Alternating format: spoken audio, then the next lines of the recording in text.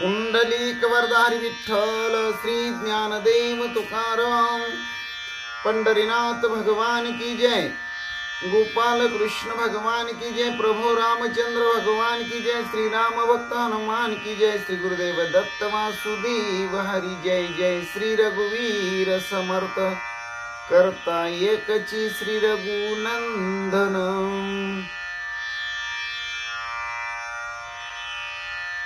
अलंकापुरी पुण्यभूमी पवित्र तिथी नांदितो ज्ञान राजा सुपात्र तया आठविता महापुण्य राशी। नमस्कार माझा श्री सद्गुरु ज्ञानेश्वरासी।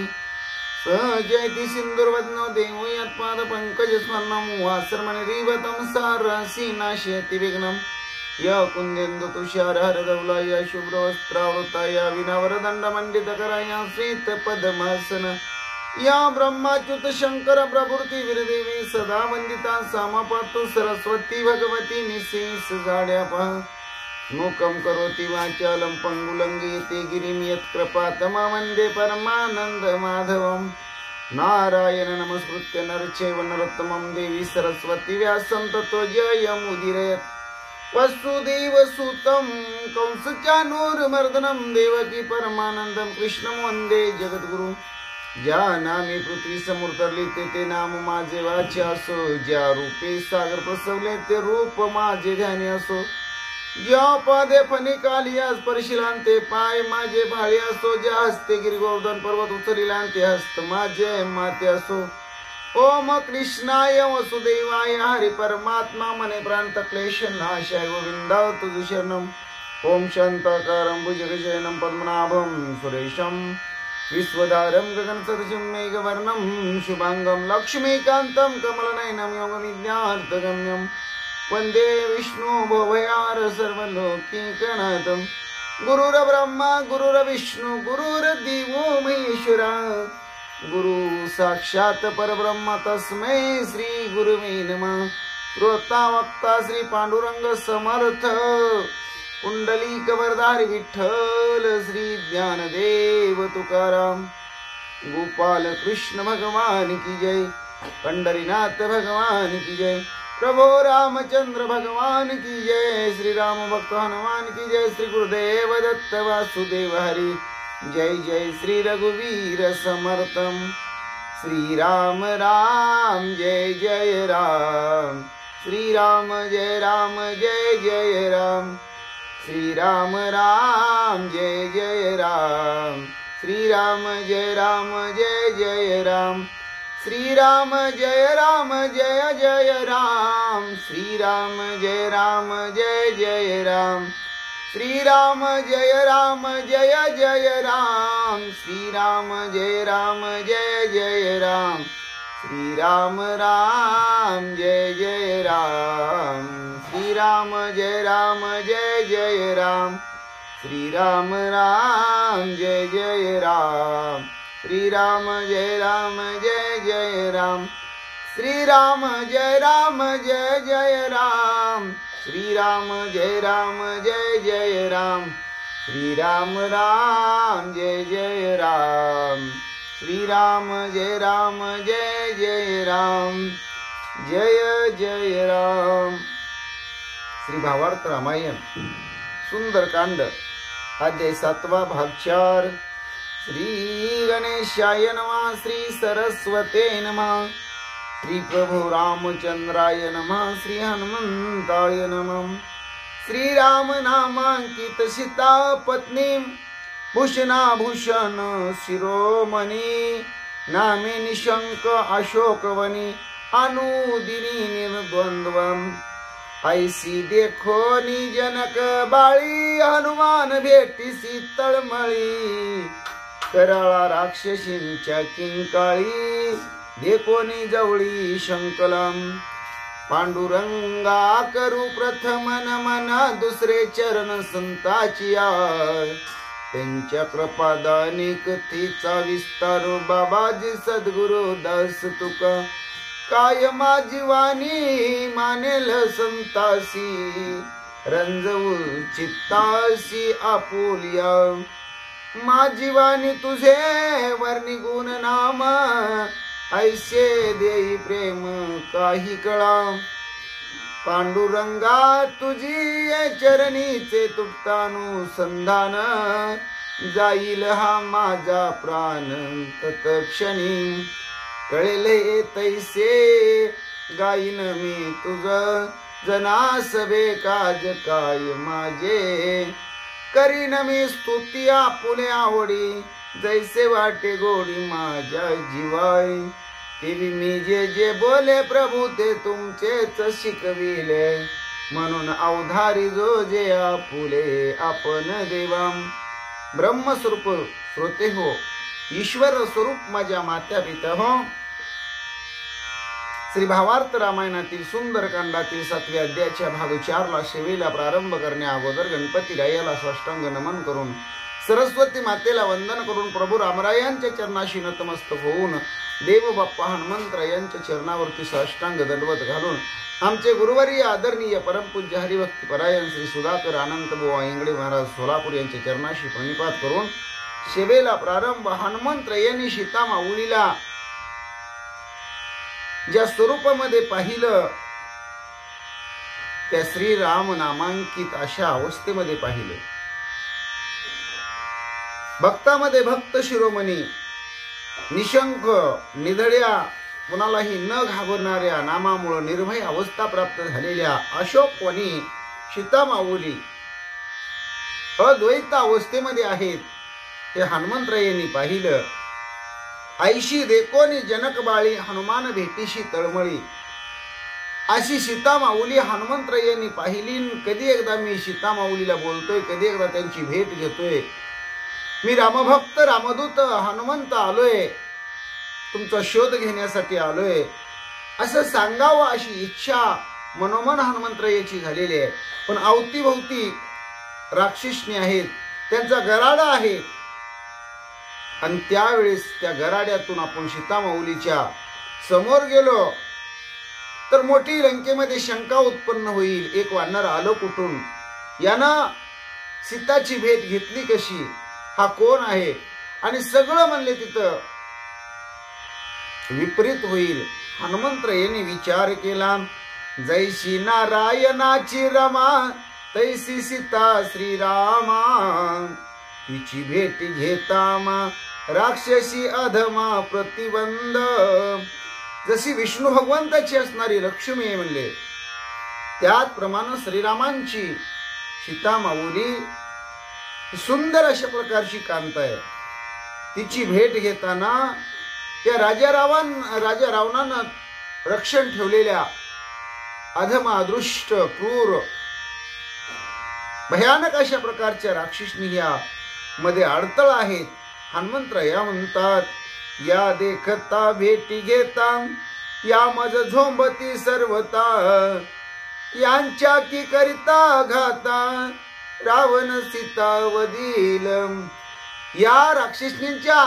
समोर जर सीता माऊलीची मी भेट घेतली तर मला महत्वाच्या गोष्टी करता येणार नाही या सगळ्या राक्षसनी माझ्या अंगावर पडतील माझ्या बरोबर झोंबतील आणि रागानं मी जर यांचा घात केला राक्षसनी मारून टाकल्या तर मग रावण सीता माऊलीला जिवंत ठेवणार नाही तिला संपवेल तिचा वध करील हनुमंतराया विचार करतात वदलिया रामकांता माझे कष्ट जाती वृता म्या मारिलिया लंका नाता सुख रघुनाथा उपजेना वदिलिया रामकांता माझे कष्ट जाती वृता म्या मारिलिया लंका नाता सुख रघुनाथा उपजेना जर राजा रावणानं म्या मारलेल्या राक्षसनींचा कैवार घेऊन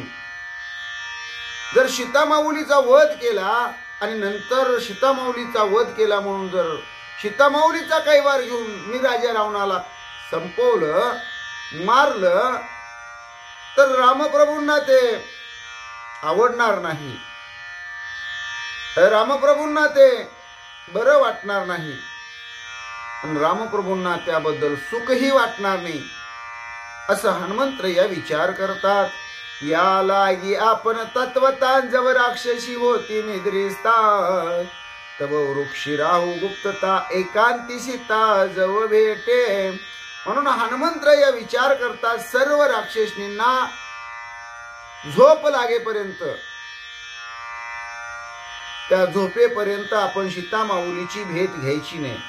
आणि सगळ्या एकदा राक्षसनी झोपी गेल्या, एकटी सीता माऊली एकांतात राहिल्या की मग आपण अवश्य सीता माऊलीची भेट घेऊ. तोपर्यंत आपण त्या वृक्षामध्ये गुप्त रीतीनं दडून राहू. हनुमंतराया विचार करतात. ऐसे सोये विचारून हनुमान वृक्षी होय लीन जीविका चपळ पवन होय सुलीन आकाशी. ज्याप्रमाणे चपळ वाहणारा वारा आकाशामध्ये काही वेळ स्थिरावतो, शांत राहतो काही काळ, त्याचप्रमाणे हनुमंतराया त्या अशोकवनाच्या ठिकाणी तिथल्या असणाऱ्या झाडावर अत्यंत गुप्त रीतीनं लपून राहतात. जेवी अभ्रा माझी भासवत सोय असे अति गुप्त तेवी वृक्षा माझी हनुमंत सावचित्त गुप्तत्वे. ज्याप्रमाणे आकाशामध्ये ढग आल्यानंतर सूर्य जसा त्या ढगात लपल्यासारखा आपल्याला दिसतो म्हणले, त्याप्रमाणे हनुमंतराया त्या वृक्षाच्या असणाऱ्या फांद्यामध्ये तिथं अतिगुप्त पद्धतीनं राहिलेले आहेत. जेविका वेदीचा अर्थ असोनी कोणा नव्हे व्यक्त तेवी वृक्ष हनुमंत अतिगुप्त राहिला. ज्याप्रमाणे वेदांचा असणारा वेदार्थ कित्येक लोकांना माहित नसतो म्हणले. आता वेदाचा अर्थ साधा सोपा आहे, पण कुणालाच बऱ्याच लोकांना माहित नसतो. त्याप्रमाणे तिथे असणाऱ्या कुणालाही हनुमंतराया या वृक्षामध्ये लपून बसलेले हे माहित नाही म्हणतात. वेदाचा तो अर्थ आमासीच ठावा. तुकोबाराया काय म्हणतात? वेदाचा तो अर्थ आमासीच ठावा ये राणी वाहवा भार माता. दुसऱ्याने नुसतं काय करायचं तर डोक्यावर मोठमोठं ओझं घेऊन गाठोडी घेऊन नुसतं ओझं व्हायचं काम करायचं. वेदाचा अर्थ फक्त आम्हा संत मंडळींना माहित आहे. काय अर्थ? वेद अनंत बोलीला अर्थ इतकाच साधिला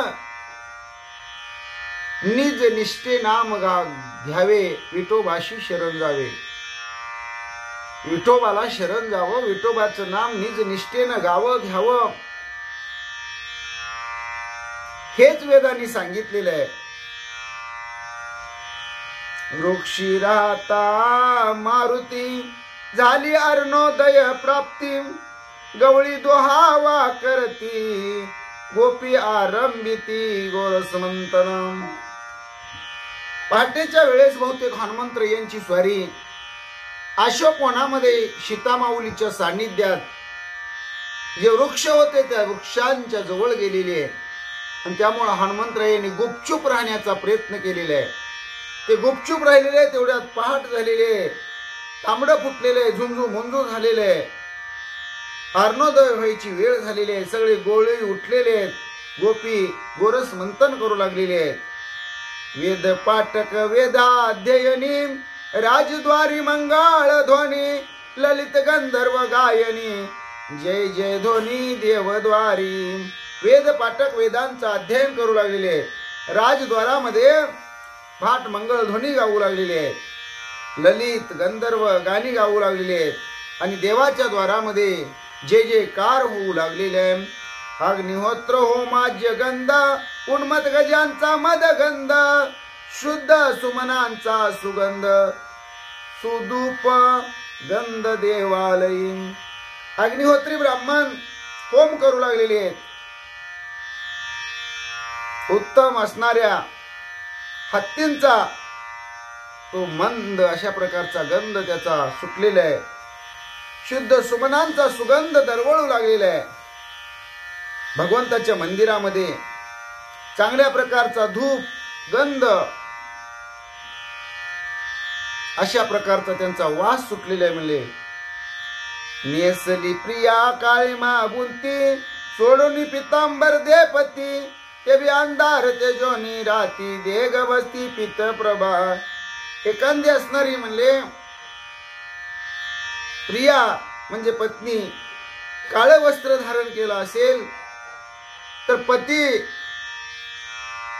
तिला पितांबर नेसायला देतो. त्याप्रमाणे अंधाराचं असणारं काळोख संपून सूर्याची असणारी पिवळी प्रभा तिथं दिसू लागलेली आहे.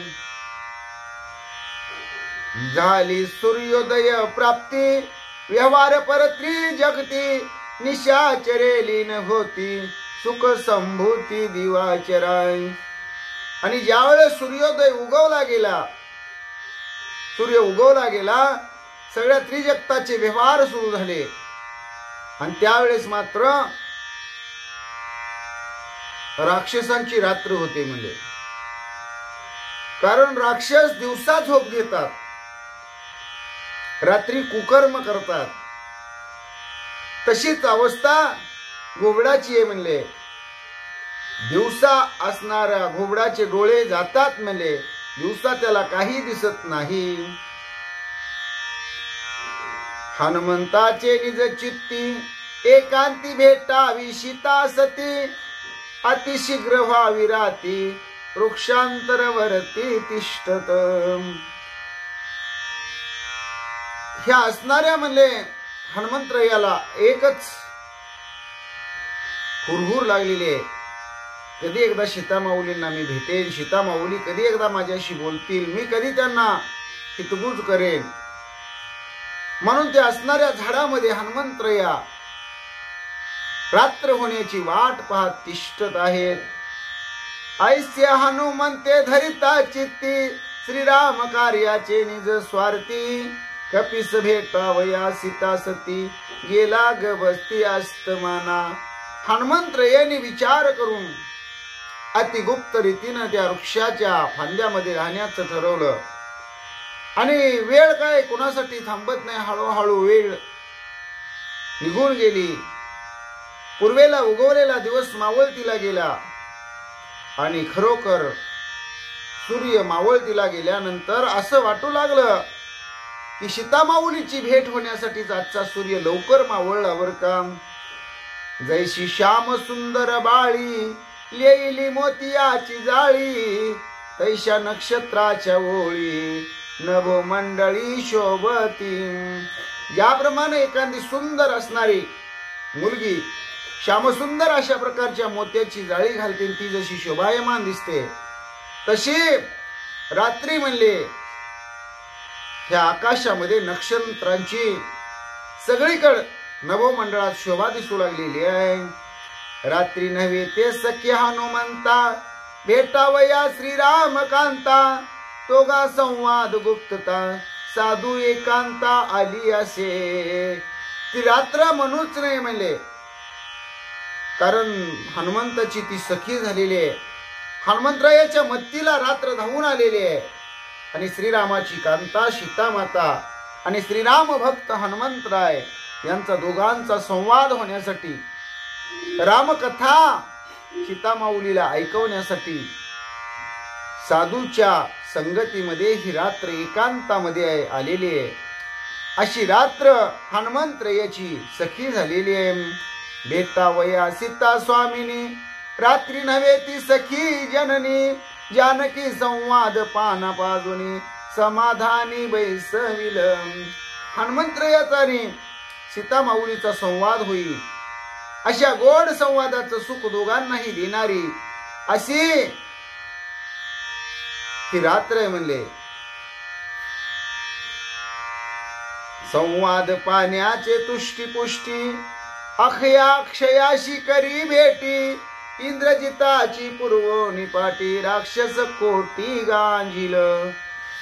आणि ज्यावेळेस हनुमंतरायाचा आणि सीतामाऊलीचा संवाद होईल, संवादानंतर हनुमंतराया कळी काढतील, अख्या कुमारला आपला इसका दाखवतील, इंद्रजिताची पाठ पुरवतील, राक्षसांच्या असणाऱ्या म्हणले कोट्यावधी राक्षसांना गांजतील अशा प्रकारे हनुमंत या सगळ्या राक्षसांना आपली काय ताकद आहे, एक हनुमंत या म्हणजे रामदूत, एक रामभक्त वानर काय करू शकतो याचा अनुभव सगळ्यांना देतील.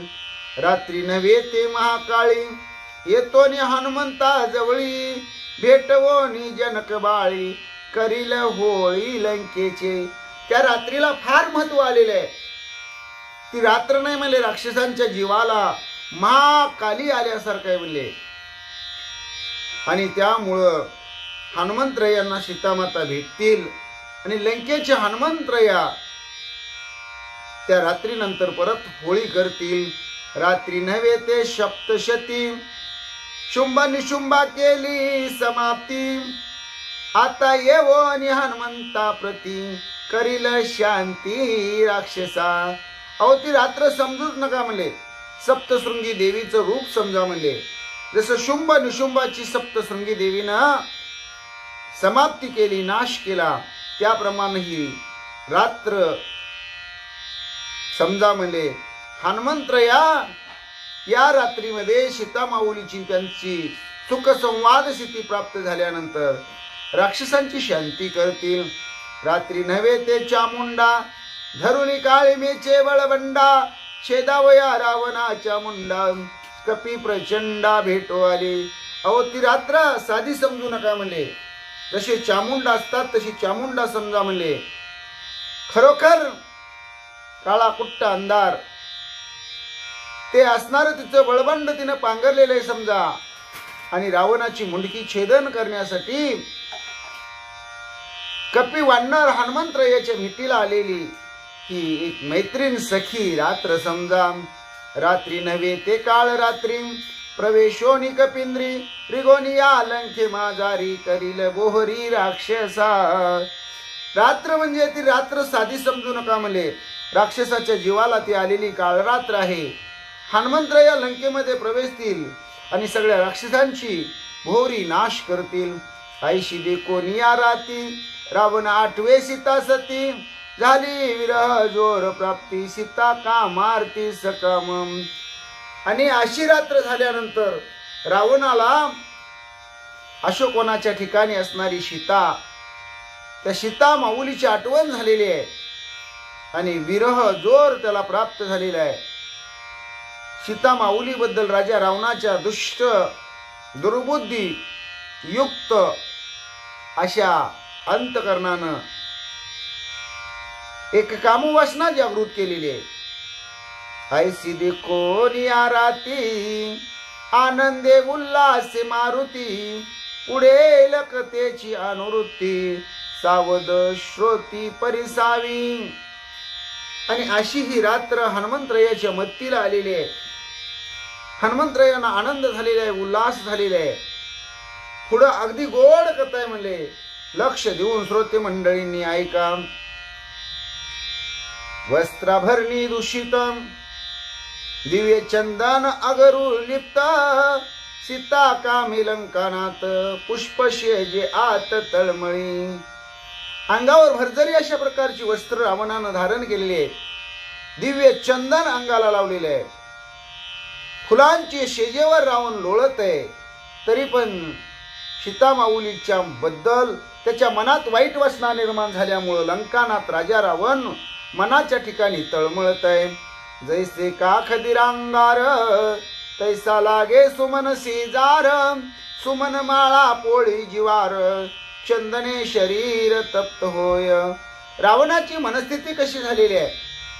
अहो पलंगावर लवणलेलं आहे, पलंगावर पहुडलेलं आहे, फुलांची शेज आहे पलंगावर, त्याच्यावर हा राम करतोय.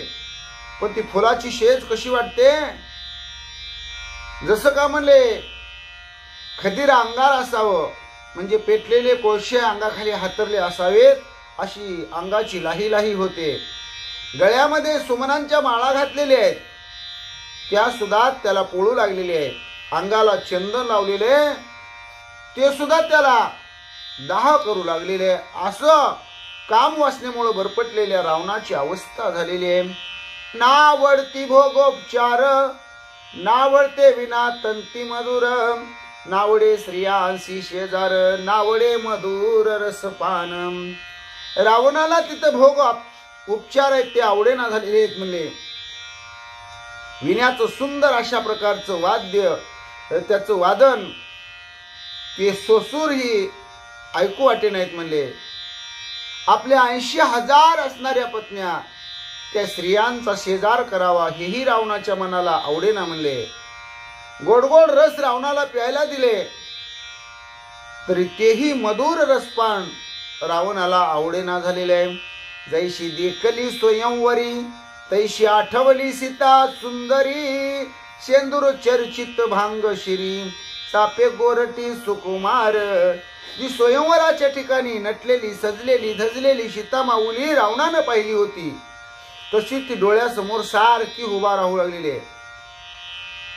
कपाळाला असणार कुंकू, त्या भांगामध्ये असणार कुंकू आणि एकदम चापेखळी गोरटी असणारी कर्दिळीच्या गाभ्यासारखी सुकुमार असणारी सीता सारखी रावणाला डोळ्यासमोर दिसते. कमल नयन कमल वदन ठान मान गुण लक्षण, आठविता घनस्तन मूर्छा पण रावण. सीतामाऊलीचं कमळासारखं असणारं डोळं, कमळासारखं असणारं मुखकमळ, तिची उंची, तिचा बांधा, तिची सुंदरता राजा रावणाला सारखी याद देऊ लागलेली, आठवण देऊ लागलेली आहे. आणि कामानं विरोह झालेला राजा रावण त्याला मूर्छना आलेले, मूर्छापन्न अवस्था प्राप्त झालेले. नावडे दुजियांचा संचार, नावडे गायन सुस्वर, सीतेने झडपिला दशशिर भूत संचार जानकी. राजा रावणाला तिथं दुसरं कोणी आलेलं सुद्धा पटेना, सण होईना झालं. राजा रावणाला सुंदर गाणी गायलेली सुद्धा आवडेना झाले. राजा रावणाला एक विरह स्थिती निर्माण झाली. आणि नात्रया म्हणतात 10 तोंडाच्या राजा रावणाला सीतामाऊली, त्या सीतामाऊलीने झडपलं. म्हणले म्हणजे काय केलं तर याला बर्बाद करण्याचं ठरवलं. म्हणले आणि राजा रावणाला ही जानकी सीताचा भूतसंचार झाला अशा प्रकारे नात्रया वर्णन करतात.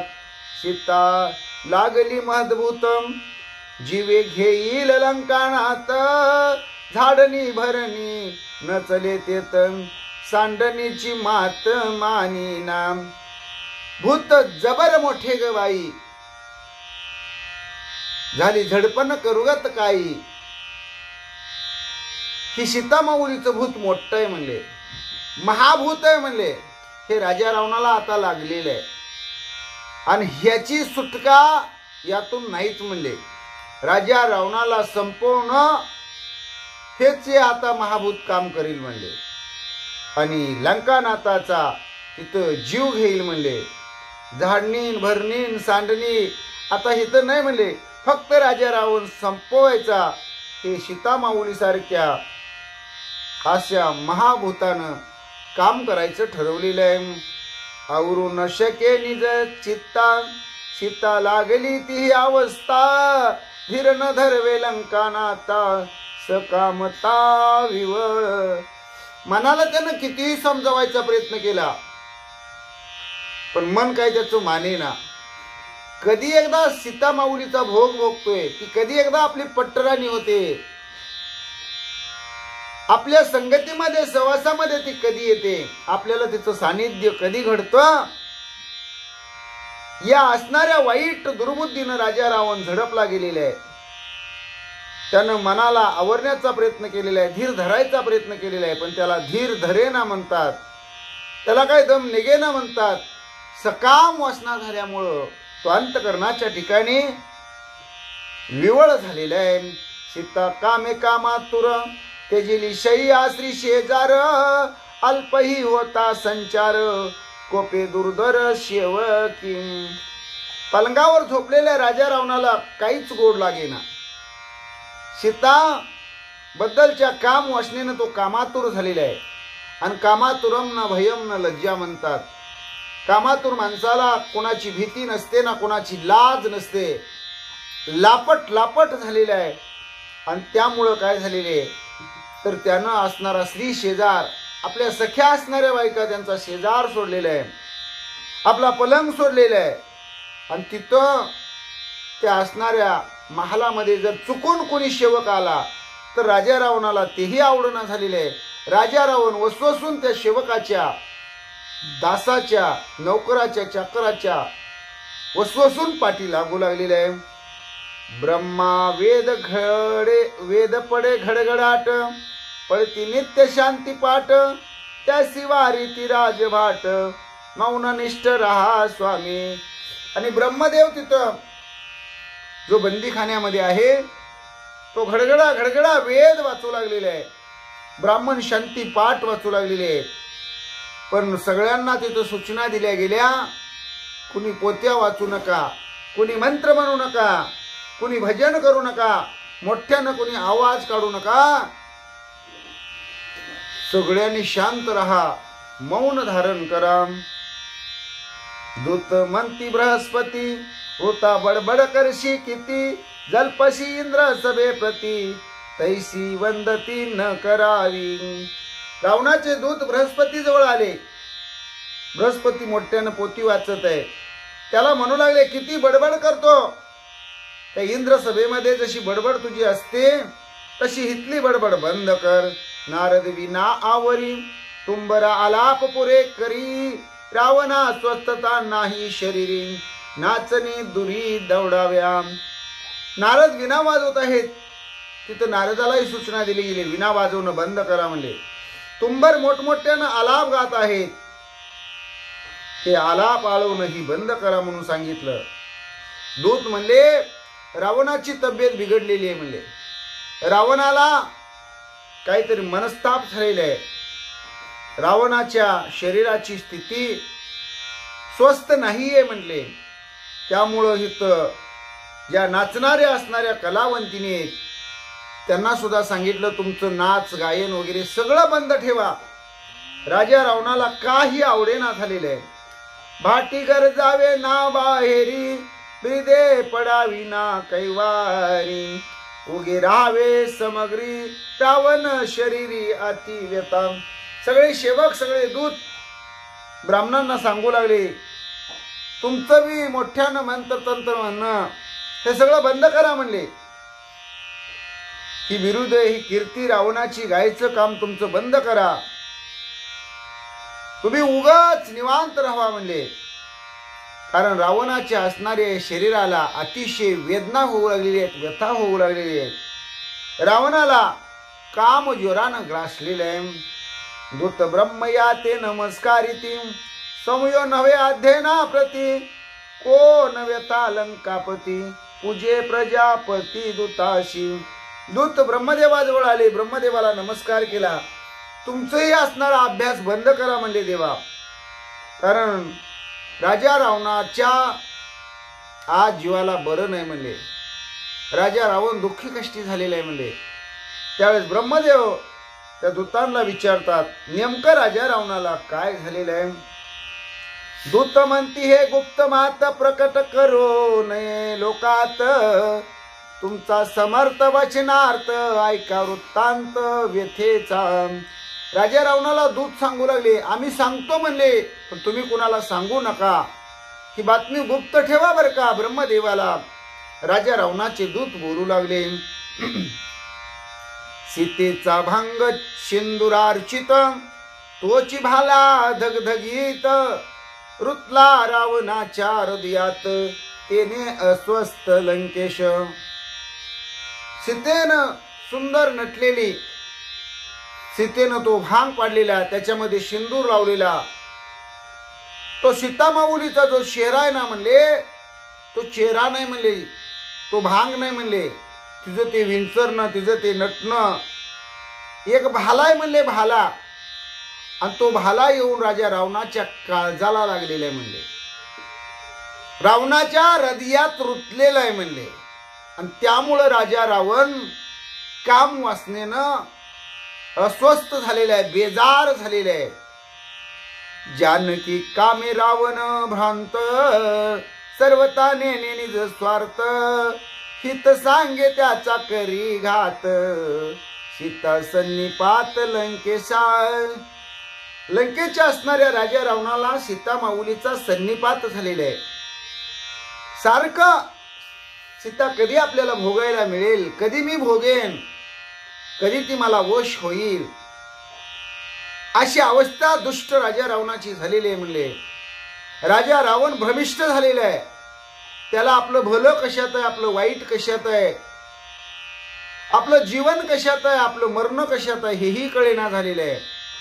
जो चांगलं सांगायला जाईल त्याचाच घात करण्याचा प्रयत्न राजा रावण करतोय.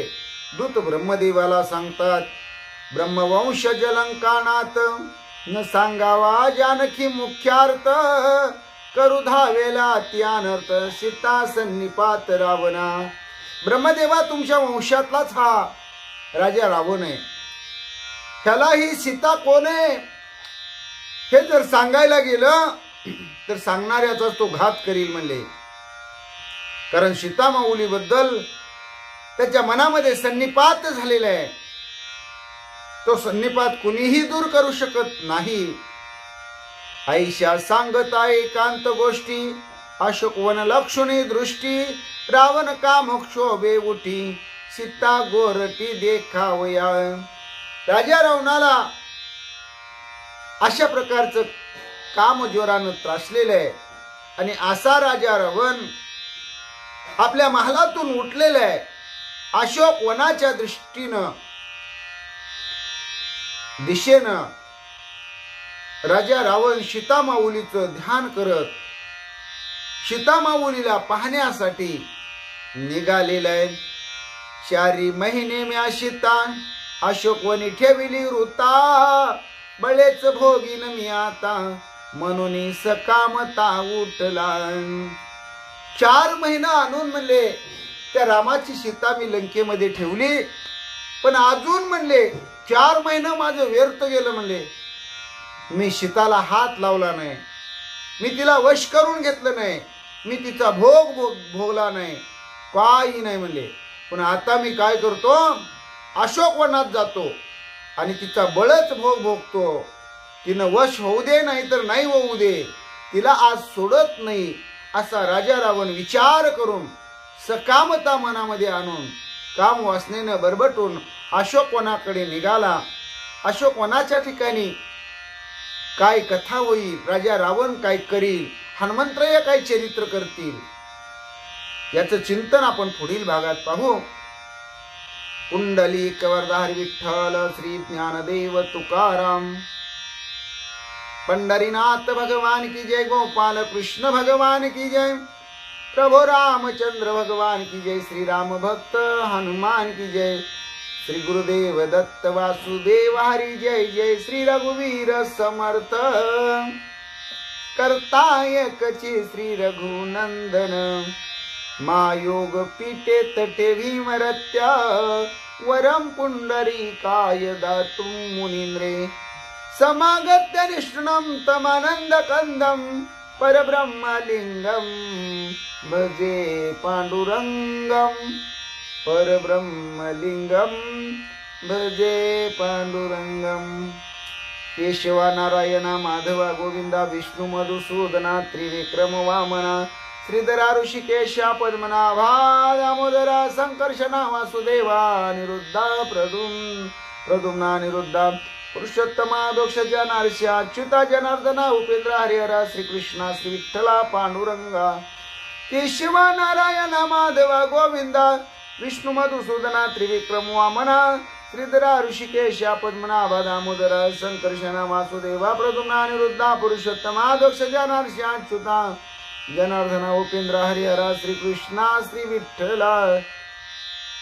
श्री विठ्ठल विठ्ठल विठ्ठल विठ्ठल विठ्ठल विठ्ठल विठ्ठल विठ्ठल विठ्ठल विठ्ठल विठ्ठल विठ्ठल. श्री विठ्ठल विठ्ठल श्री विठ्ठल.